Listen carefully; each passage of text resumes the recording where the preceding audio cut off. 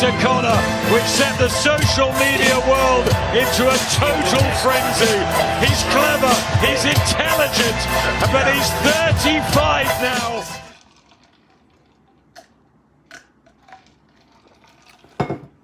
What's up, everybody? I'm back. It's Tuesday, September 16th. I just wanted to start by saying rest in peace to the hitman, Ricky Hatton. We lost him Sunday. He was only 46 years old. Life cut short. He was former welterweight champion of the world. 45-3 career record. And two of those were two of the greatest to ever do it, Floyd Mayweather and Manny Pacquiao. Condolences to the Hatton family. It was very, very sad news to wake up Sunday, especially after the great night of boxing we had Saturday night, to wake up Sunday morning to see that he was found deceased in his home. So shout out to Ricky Hatton. What a legend. But on to what I wanted to cover today. So I was at work today, and I was just thinking about the weekend and, watching a few podcasts here and there just to, see if there was anything that I had missed coverage-wise, and a lot of good opinions out there. But just I got my wheels turning, and it kind of sparked some old conversations I had with some of my old friends. So I have two boxing messages groups that I'm in. One is for all my guys that here stateside, my boxing friends that are boxing purists, and then another one I have is all my English friends, guys from the UK that love boxing, and started to remind me of conversations I had this summer with one of my friends. Shout out Joe Conway. He's up in Illinois right now. He's from Newcastle, England. Up the tune, away the lads. But we were talking about, Canelo's career kind of coming towards the end. Even before this fight was even made with Bud. And we were talking about, what does Canelo do, moving forward. But like I said, this was before the Crawford fight was made. We're throwing out names. And I know Canelo had been talking recently that he wanted to go and fight in new venues, new countries, places he hasn't been before. And I was at work, and it sparked that thought in this conversation that I had this summer with my buddy. And I said, after the Eubank Jr. Conor Ben fight, Canelo should have a fight with Eubank Jr.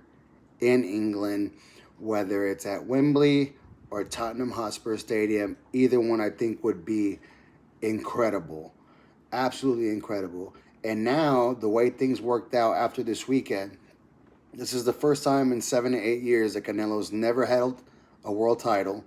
So he no longer has to bow down to any sanctioning bodies. He doesn't have to do any more mandatory. So we will no longer have to watch any more Vilderums, Angulos, William Skull defenses just because it was mandatory.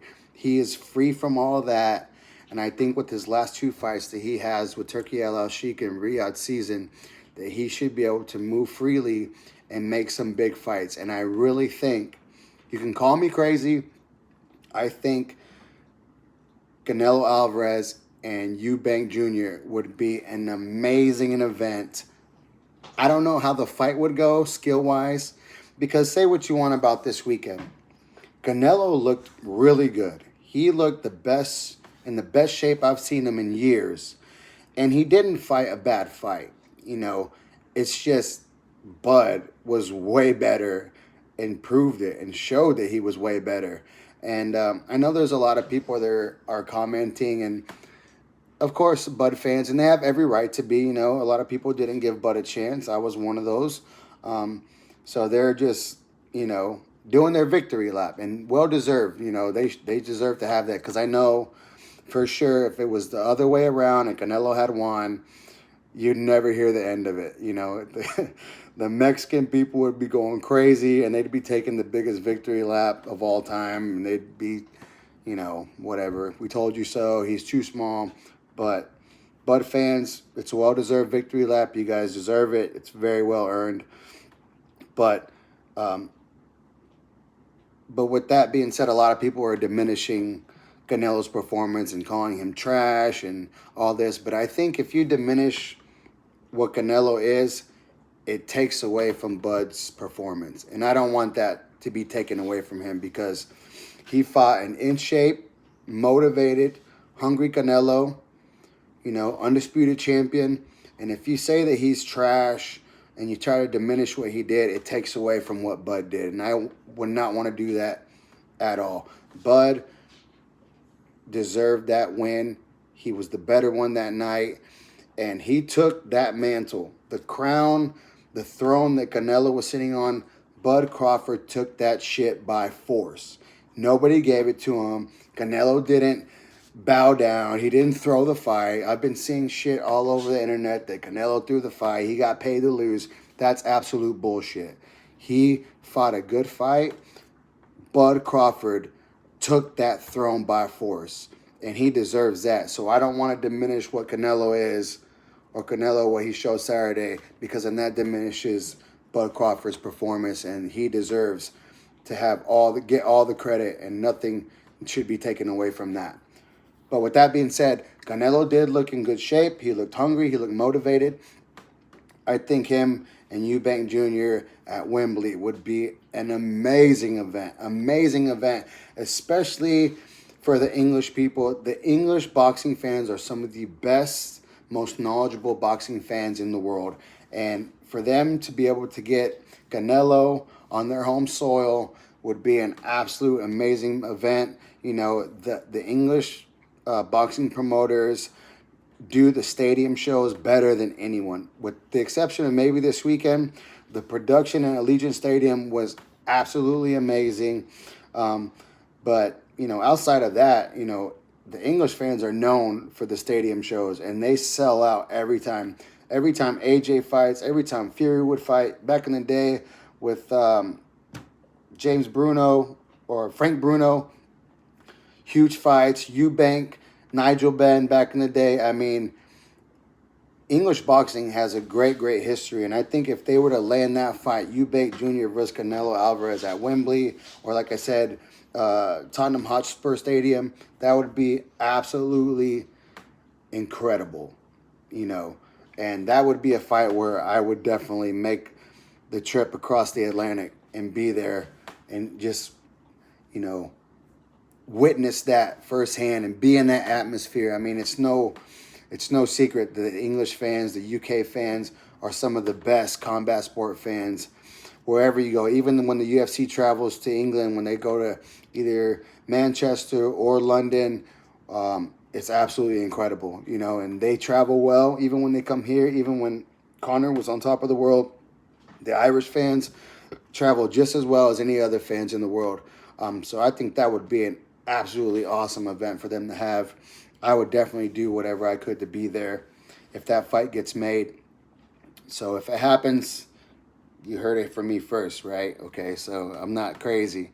I'm a boxing fan. I know what I would like to see, and I think that would be an awesome event. And then, so Canelo still has 2 fights left on his contract with Riyadh Season. I think if you make that one, that knocks one off, and he's got one more. As crazy as it sounds, and as wild as this would have been a year or 2 years ago, I don't think it's crazy now that Canelo would be open to fight Jake Paul. I don't. And as much as I don't like Jake Paul, he has slowly earned my respect, right? Not so much with the Tyson fight. I thought that was crap, but I think it's on the table now. I think it's not crazy to think that that's off the table. I think Canelo might be up to it. It'd be a huge bag for him, like incredible bag to get that, and like I said, he doesn't have any more titles. He's not locked into any more mandatories. I think the only thing I think that would stop that would be Turki Al-Sheikh, because he doesn't really, I don't think he's a big fan of Jake Paul. But if it can sell out, put 100,000 in Wembley and sell out and get 80, 100 million views on Netflix, I think they'd be up for anything. So, yeah, man, I was just thinking about this stuff at work today. Just got home and I just wanted to get it out there before I forgot. So yeah, man, I think those could possibly be the next two big fights for Canelo. Like I said, the Bivol fight doesn't make any sense now because Bivol really has nothing to gain. He's already beat him, and then Canelo's coming off the loss. The Benavidez fight isn't looking that appealing to me anymore. I don't think the Shiraz fight makes sense for him. I mean, I don't think Canelo's wants to take a chance on being another stepping stone and, you know, boosting Shiraz up. So yeah, I think those two fights make the most sense to me. They'd be huge events. Doesn't have to worry about any titles or any mandatories anymore. So yeah, if it happens, you can say that I told you first. So thank you guys for watching again. Hit the like, hit the subscribe. I have probably some UFC news coming towards the end of the week, maybe midweek, maybe Thursday or Friday.